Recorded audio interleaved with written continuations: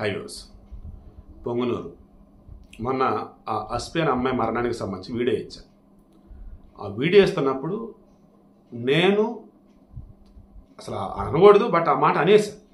ఏమని, ఆ అమ్మాయి 7-7:30 ప్రాంతంలో ఆడుకుంటుంది, కరెంటు పోయింది, ఆ తర్వాత కనిపించలేదు, వెతికారు 10 గంటలకి కంప్లైంట్ పెట్టారు.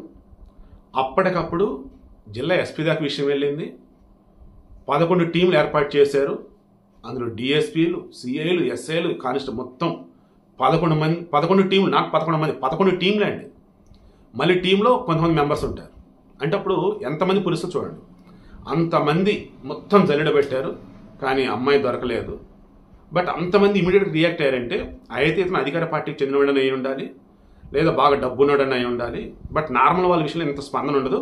ఒకవేళ గవర్నమెంట్ మారింది కాబట్టి పోలీసులు చక్కగా పనిచేస్తూనే ఉండాలి. ఇదే కదా నేను చెప్పాను.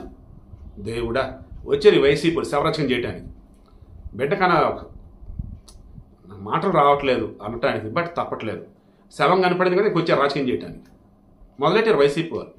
చంద్రబాబు చేతకని పాలన వల్ల ఇదంతా జరిగింది. ఆ అమ్మాయి దొరకకుండా పోతే ఆ పోలీసులు పట్టించుకోలేదు. ఆ కుటుంబానికి న్యాయం చేయాలి. హంతకులు ఎక్కడున్నారో తీసుకొచ్చి వాళ్ళని చంపేయాలి, ఉరి తీయాలి.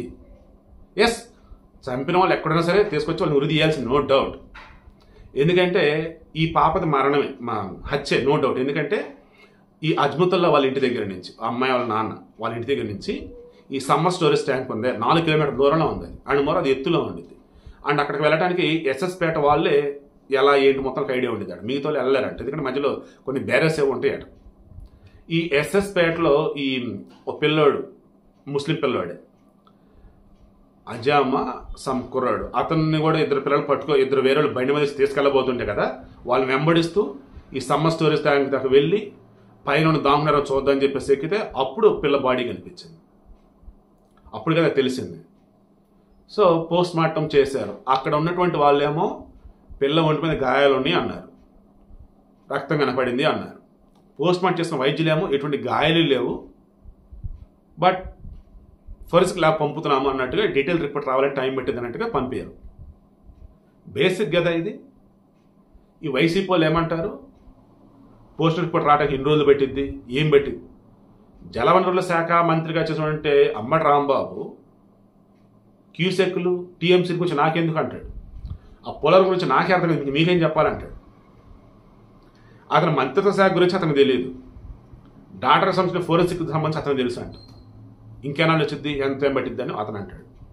సో నేను చెప్తున్నా చూడండి, ఎంత వరస్ట్ అంటే వైసీపీ వాళ్ళు నిజంగా ఏపీకి పట్టినటువంటి ఒక రకమైన దరిద్రం, వైరస్ అంటే వీళ్ళే. ఇంకా ఆల్రెడీ ఇమ్మీడియట్గా స్పందించారు, వెతికారు, అయినా సరే దొరకలా.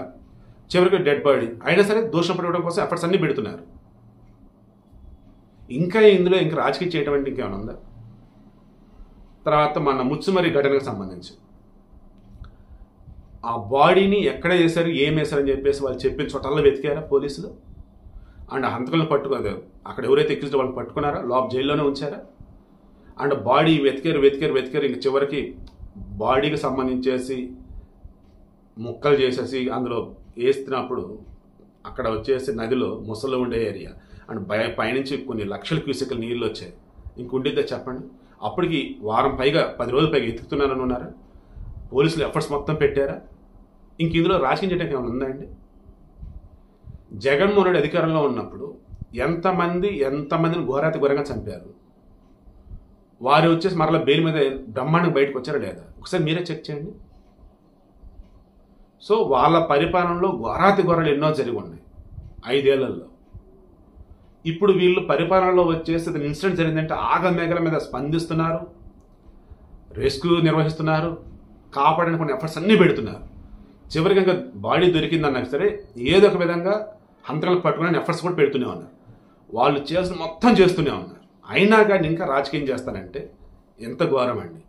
ఆల్రెడీ పెద్దిరెడ్డి తర్వాత వాళ్ళ అబ్బాయి మిథున్ రెడ్డి వీళ్ళు వెళ్ళి ఆ పాప కుటుంబ సభ్యులను పరామర్శిస్తూ మళ్ళీ చెత్త రాజకీయం ఏదో.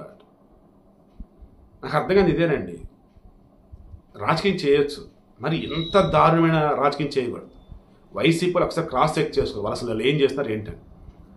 ఈ ఇష్యూలో ముస్లిం సోదరి సోదరులారా, క్రైస్తవ సోదరి సోదరులారా, హిందూ సోదరి సోదరులారా, మీరంతా కూడా మీ మతాలన్నీ పక్కన పెట్టి మానవత్వంతో ఆలోచించండి. ప్రభుత్వం రెస్పాండ్ అయిందా లేదా? వాళ్ళు పెట్టాల్సిన ఎఫర్ట్స్ అని పెట్టారా లేదా? అవతల వాళ్ళు ఎవరైనా సరే ఎక్కడైనా సరే పట్టుకొని తీస్తామంటున్నారు, వాళ్ళగా వదిలిపెట్టరు. నేను మరలా చెప్తున్నా, చంద్రబాబు నాయుడు పరిపాలన ఎలా ఉంటుంది? ఇటువంటి ఘటనలు కూడా పాలు పడితే చంద్రబాబు మార్క్ ఎన్కౌంటర్ అది, అవతలకు వాళ్ళే సూసైడ్ చేసుకొని చచ్చిపోతారు. మరి అటువంటిదే ఇందులో జరిగిద్దామో ఆశిద్దాం, లేదు వాళ్ళే దొరుకుతారా చూద్దాం. బట్ మీరైతే పిల్లల విషయం జాగ్రత్తగా అయితే ఉండండి. ఈ వైసీపీ చేసే సవరాజకానికి మాత్రం దరిదాపులు కూడా వెళ్ళకండి.